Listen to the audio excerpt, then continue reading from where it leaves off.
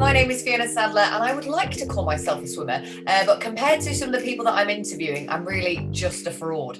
Take today's interviewee. She represented Great Britain in the 5K open water swimming before moving into coaching, and now is Director of Swimming at Mount Kelly in Devon, which is one of the most successful in the country. Introducing Emma Collings-Barnes to our Sports Abroad family. Hello, Emma. Hello, how are you? That was I'm quite all right. introduction. How are you doing today?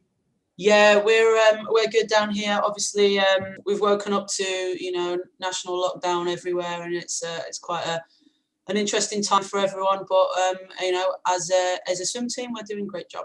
Fantastic. And firstly, I want to explore your love for outdoor swimming. Me, not so keen on an outdoor swim. Where did your love come from? I'll use the word love probably loosely. I think for me, when I started open water swimming, it was more of a case of I was actually just very good at swimming fast for a very long time. And 800 and 1500 just wasn't long enough. So the natural progression is to go outdoors, isn't it? Yeah. And I think, my love for swimming was what got me through rather than necessarily love for outdoor swimming. Yeah. And I think my retirement swim out in Bellacine in France was the pinnacle, really, because it was just a stark contrast to what we experience in this country. And you're in this 25k lake, and it's beautiful, clear water, and you're racing in incredible conditions. And it was just the best thing I've ever done in my life. But then you come back to England and have to go and race in Home Pier Point and avoid the ducks and being attacked by geese. It's probably not the same thing. So I think my love for it kind of fell in and out depending on where I was swimming. Do you think it's harder to train then for a distance swimmer rather than a sprint swimmer? Because I would do nothing apart from a 50. That's all I will ever do. Do you know what? I think now, obviously, knowing what I know as a coach, I would say no, it's not. I think the shorter distances are so much more complex. And obviously, it takes different personality traits to be good at distance swimming.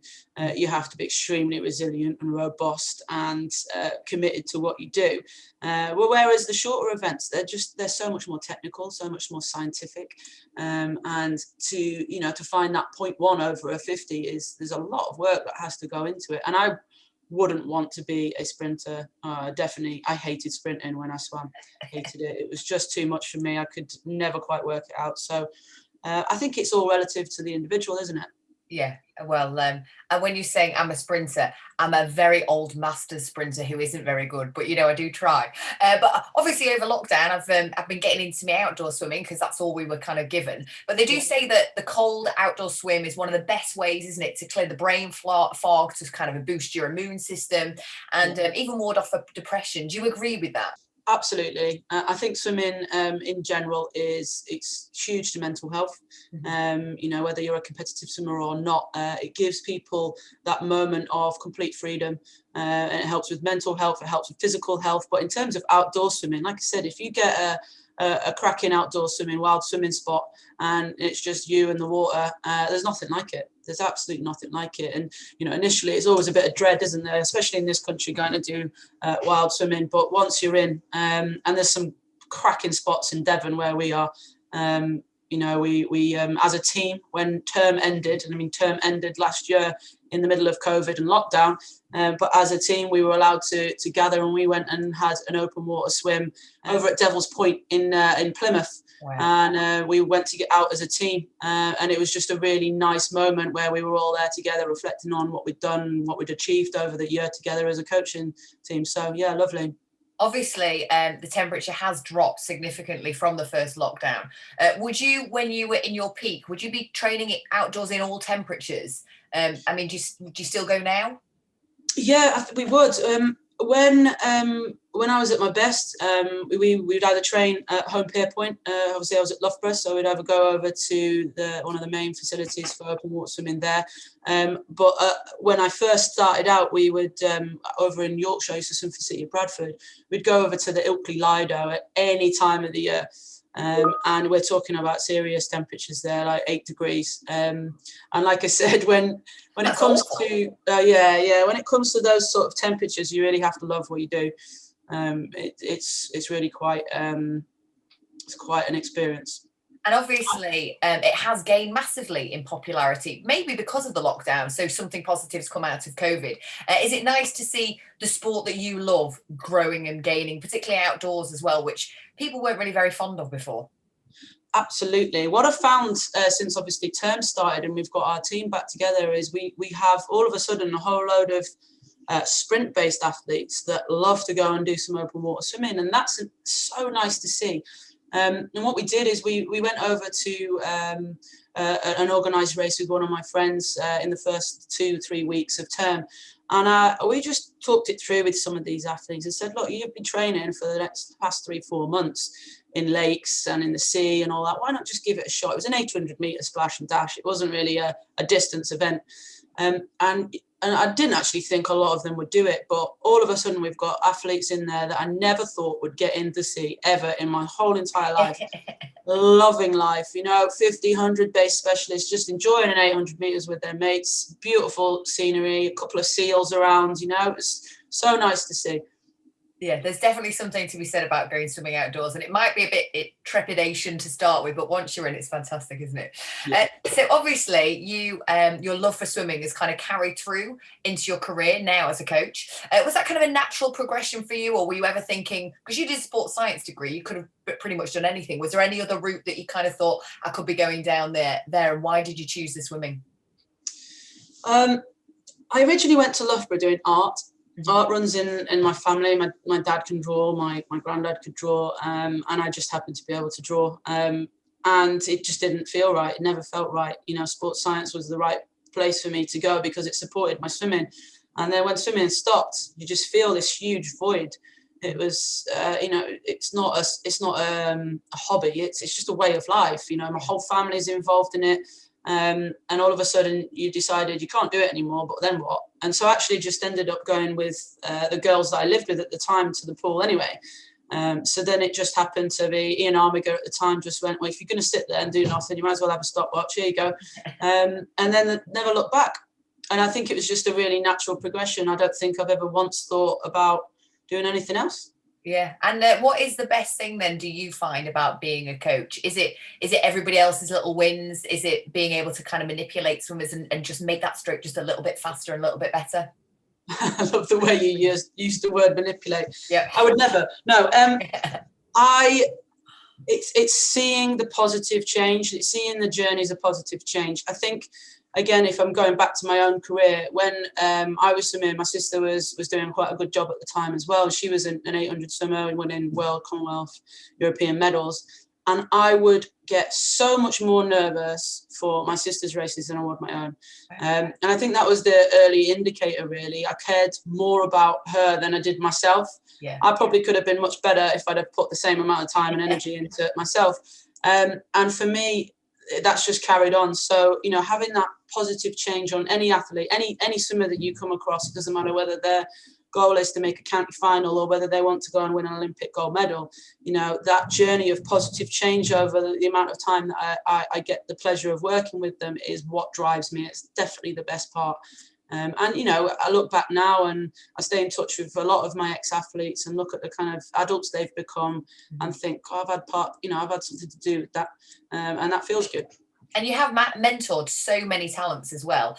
Do you have to adapt to each individual, or is it just like you're a coach and kind of the way to go and the way that is the best way, and they kind of have to adapt to you, or do you adapt to them? Yeah, I definitely don't know everything there is to know about swimming, that's for sure. So no, I think one of the things that I've learned over the years is there's no one fits all, one size fits all. That just does not work. You've got so many different things to balance. They've got their own personalities, their own loves, their own values, their own skill sets. And so actually everything is very individualized, and it's something that we've tried really hard to achieve at Mount Kelly, making sure that everyone has something that's quite individualized to them, that fits for them and their own goals and what they want to achieve, and work together as a team. Rather than necessarily putting in place, right, this is my program, you do as you're told, and this is the way we're going to do things. It's never going to work out like that, not when you're working with 178 incredible personalities. Yeah. And as a swimmer, and as a coach now, do you see very early on if someone has got promise and or is it something that needs to be nurtured, or can you just see it from the offset? A bit of both, I'd say. Mm-hmm. It can, again, it's quite individualized. I think we can get hold of athletes quite young, sort of 10 years old, and see the way they hold the water, see how their body balance is, and you think, oh, they've definitely got something. But then over the next 5, 6, 7 years, things change. Yeah. And so then you've got to be able to nurture that talent through. They're never going to have a steady progression path that's never going to wobble.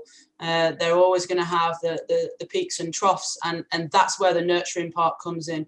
They might have the physical talent and the feel for the water, but are you willing to put the extra work in to nurture them through their highs and lows and keep them in the water? And I think that's the most important thing. And I think what we what I feel that I do quite well is very much nurture that age group, so from age group into youth.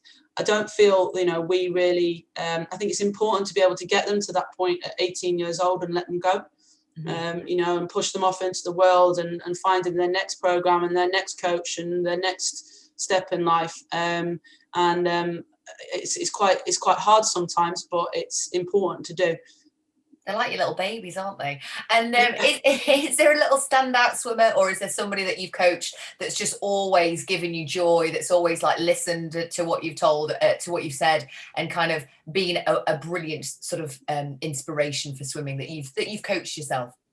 Absolutely. There's been loads. There has been some incredible kids that I've had the pleasure of working with. But I suppose if I was to say just two today, one of my ex-athletes, he's probably the first person that I worked with that I just genuinely really kind of got on with. I just understood him. He was a tough little northern kid called James Guy, at the age of 12 years old.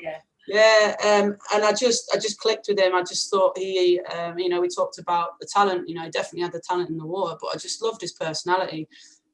He was absolutely hilarious as well. So I'd say James is definitely one. And then, similar sort of age to him, he's actually now one of my coaches, was Joel Knight. He was, I think he broke the 1500 British record when he was 15.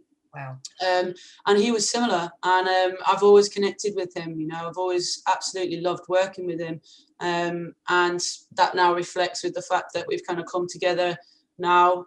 He's an adult, and I'm leading the program, and he's now one of my coaches. So they say it's an individual sport, but really it's just a massive family of people, isn't it? That's what I've always loved about swimming. Yeah. And obviously, I know that you're a fan of Sports Abroad, and the guys there offer loads of different camps and everything, and you've been on quite a few. Which one has been your favourite? Oh, I've been on so many. Mallorca, I think, is the one for me. I love going back to Mallorca. Really enjoy, the vibe out there. But do you know what? We would go anywhere with sports. But we've been all over the place. We've been to Luraki in Greece. I've been with Millfield before to